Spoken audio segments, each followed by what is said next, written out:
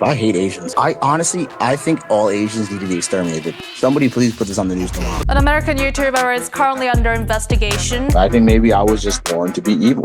You Chinese you. I want to start a race war. Hiroshima, Nagasaki. I like to make content that makes people violent. The Korean comfort women were prostitutes. Why are you being racist to other people in other countries? For money, for clout. It is believed that the YouTuber is planning to go to another country where he can cause a ruckus.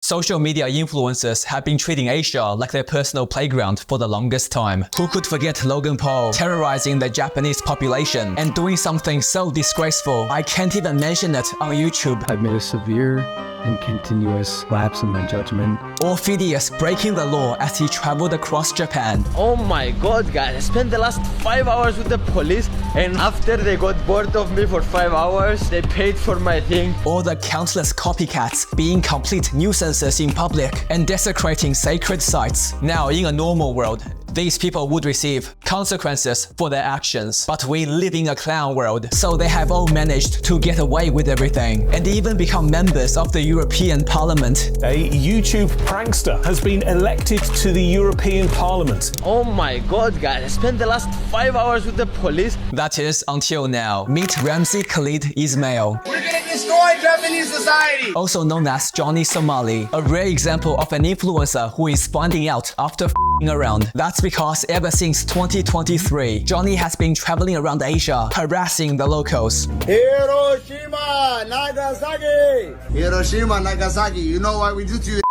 Disrespecting Asian culture. Yo, this in Mulan language. What does it say? Breaking laws. Fukushima. Hey, Fukushima, Fukushima. Being a racist. You. You Chinese. You. And doing this to memorials honoring the victims of slavery during World War II. You should have seen their faces, chat, when they saw this pop up on the screen. They said, oh. Imagine what the outcome would be if Johnny went and desecrated the 9/11 memorial. Anonymous sent $3 Hiroshima, Nagasaki, Hiroshima, Nagasaki, Hiroshima, Nagasaki, Hiroshima, Nagasaki. Now, I'm not going to stand here and list all the terrible things he's done and call him a dipshit, because we'd be here all day and we know he's a dipshit.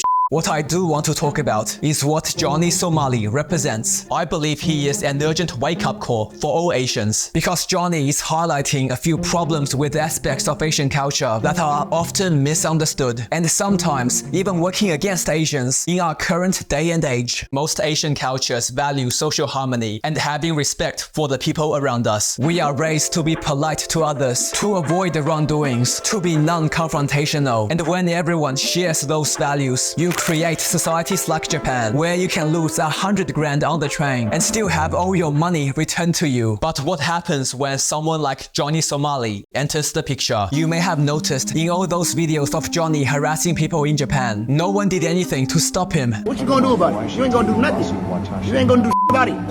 I'll take my penis out right here. I'll take a piss right here. You ain't gonna do about it. One of the few people to finally confront him was an Asian American. You're from America. Yeah, you're being obnoxious. You know what we do to you?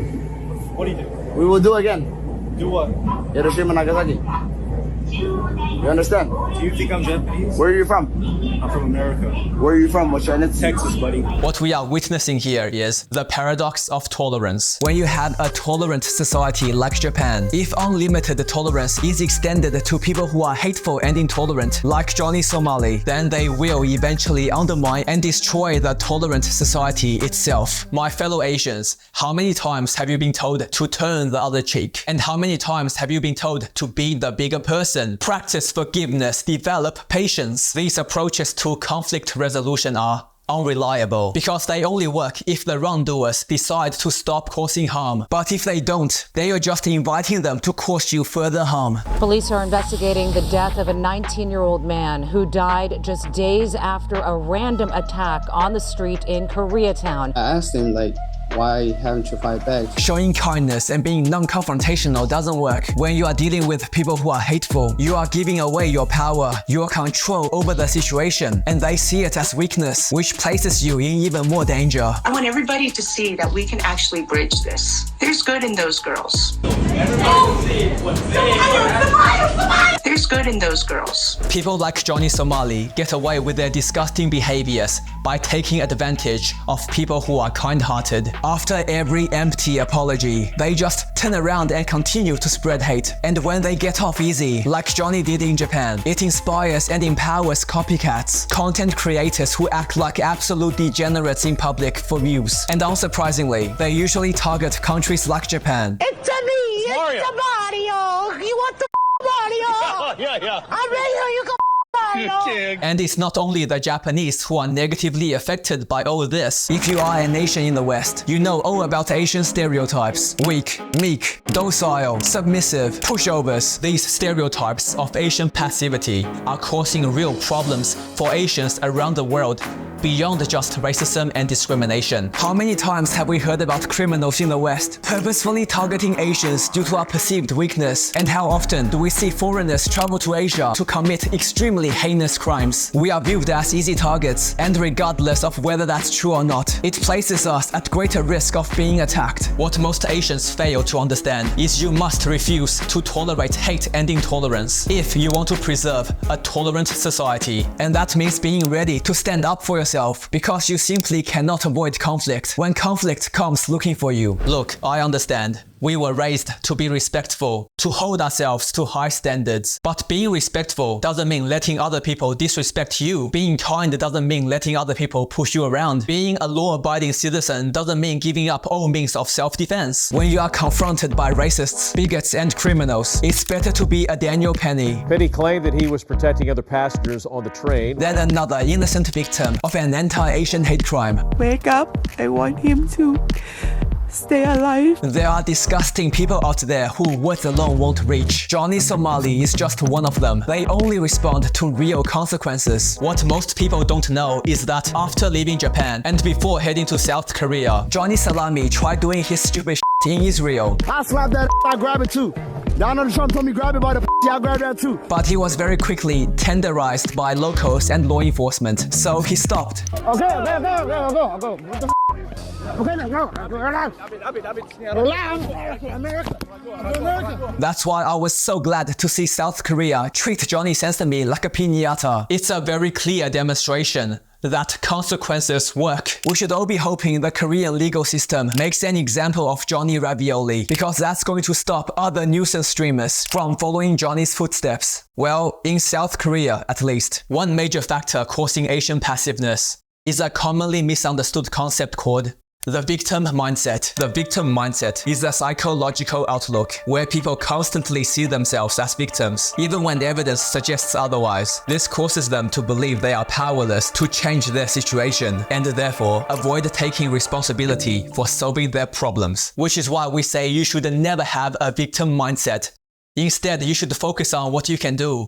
Take back control and power. But what most people misunderstand about the victim mindset is they think focusing on what you can do means only focusing on what you can do directly to yourself, and that doing anything else means you have the victim mindset. That's why whenever you see discussions in the Asian community about racism, discrimination, and anti-Asian hate crimes, you always get comments from people saying, just focus on yourself and go to the gym, bro. Work on self-improvement. Stop being a victim. Who cares what other people say or do to us? It's important to remember injustice is real, and people can genuinely be victims. For example, all the innocent Asian victims of anti-Asian hate crimes. Was he attacked due to the victim mindset? Was she attacked due to the victim mindset? And what about all the stereotypes and discrimination holding Asians back in all areas of life in Western society? No amount of self-improvement will fix issues that exist at societal level. Progress requires people to speak up and advocate for Asians in public. That's why Bruce Lee didn't just say, go to the gym, bro. He fought back against societal and systemic issues. In the United States, I think something about the Oriental,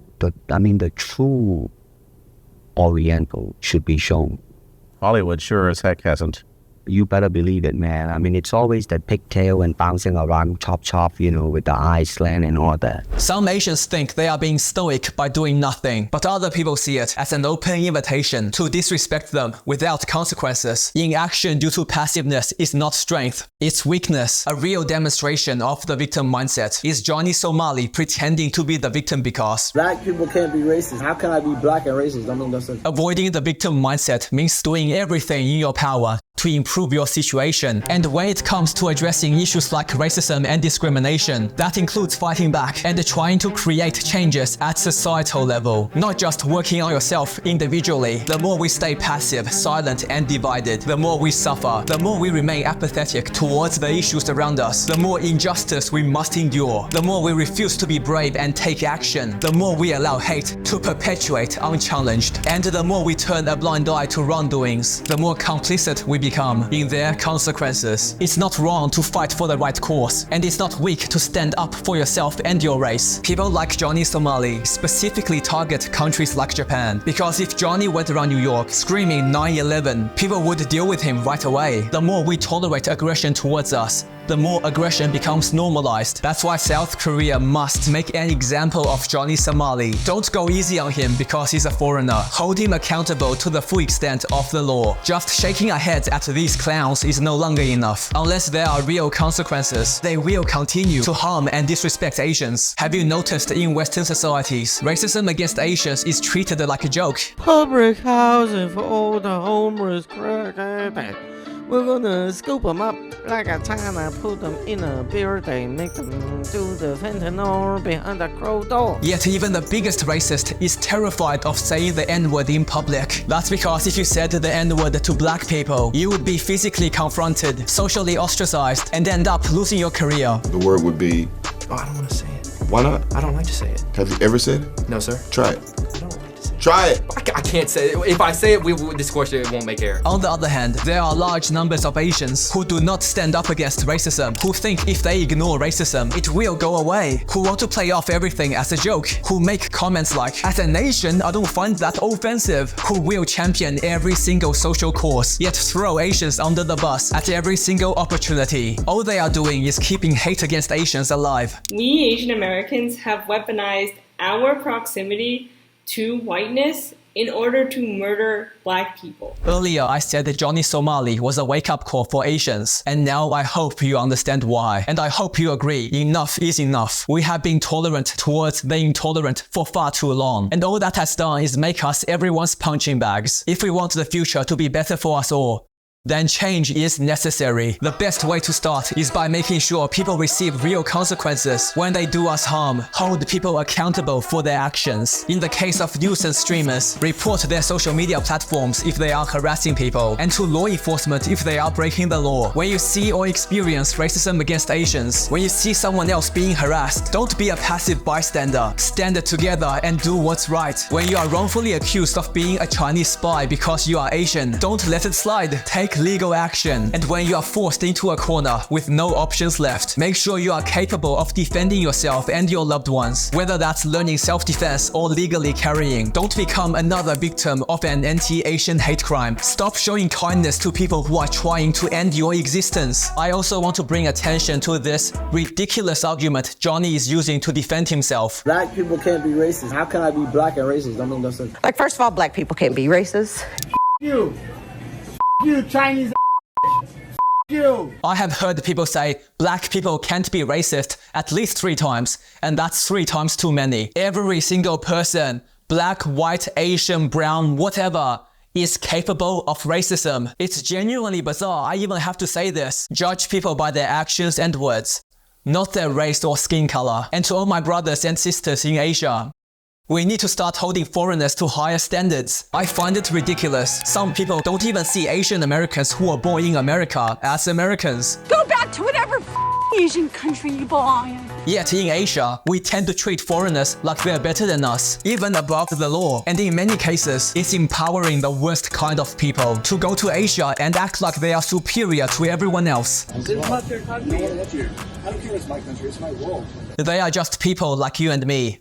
So treat them like a person, like you and me. Show them respect and kindness. But if they start being disrespectful, then make sure your response is appropriate. And to all my Asian brothers and sisters in the West, it feels like every day we uncover more and more concrete evidence. Western society actively places disadvantages upon nations for committing the crime of being Asian. And the sad truth is, the challenges facing Asians in the West today are the very same challenges Asians faced in the West over 100 years ago. Which means this approach approach of staying quiet, keeping our heads down and working hard is not effective at addressing racism and discrimination at societal level, especially not in societies that respect aggression and power. We must be stronger and more influential as a group. That means focusing on collective action, amplifying our voice, strength and resources to fight against the common enemies we all share. Strive for individual excellence and societal change, not one or the other. Johnny Somali's reign of terror appears to be at an end, yet for all the harm he has caused, he has also given us some important reminders that we must assert boundaries and enforce justified consequences, because the only way evil wins is if good people choose to do nothing.